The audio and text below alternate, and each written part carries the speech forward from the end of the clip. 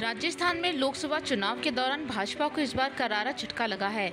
Mission 25 का ख्वाब देखने वाली भाजपा को महज 14 सीटों पर ही संतोष करना पड़ा। भाजपा को हुए इस नुकसान को लेकर सियासत में हलचल मची हुई है। भाजपा के नुकसान के पीछे पूर्व मुख्यमंत्री वसुंधरा राजे की बेरुखी को भी महत्वपूर्ण कारण माना जा रहा है। सियासत में चर्चा है कि अगर वसुंधरा राजे चुनाव प्रचार में सक्रिय रूप से भागीदारी निभाती तो शायद ये नुकसान कम हो सकता था। वहीं भीलवाड़ा के नवनिर्वाचित सांसद दामोदर अग्रवाल ने वसुंधरा राजे के बचाव में उतरते नजर आए। उन्होंने इस सियासी चर्चा पर करारा जवाब देने की कोशिश की है।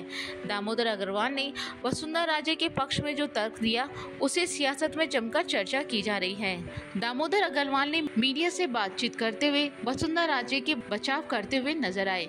जब उनसे पूछा गया कि इस लोकसभा चुनाव में वसुंधरा राजे अपने बेटे दुष्यंत सिंह की 12 झालावाड़ की लोकसभा सीट को छोड़कर कहीं नहीं गई, इसी कारण भाजपा को राजस्थान में नुकसान उठाना पड़ा। इस पर दामोदर अग्रवाल ने तर्क देते हुए कहा कि मुझे नहीं लगता कि वसुंधरा राजे एक्टिव नहीं रही।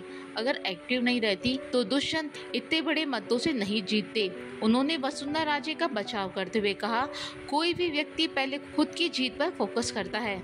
इस दौरान उन्होंने खुद का और प्रदेश अध्यक्ष सीपी जोशी का भी उदाहरण दिया। उन्होंने कहा कि मैं भी भाजपा का महामंत्री हूँ, मैंने भी भीलवाड़ा से चुनाव लड़ा, इसके कारण कहीं दूसरी जगह नहीं जा सका।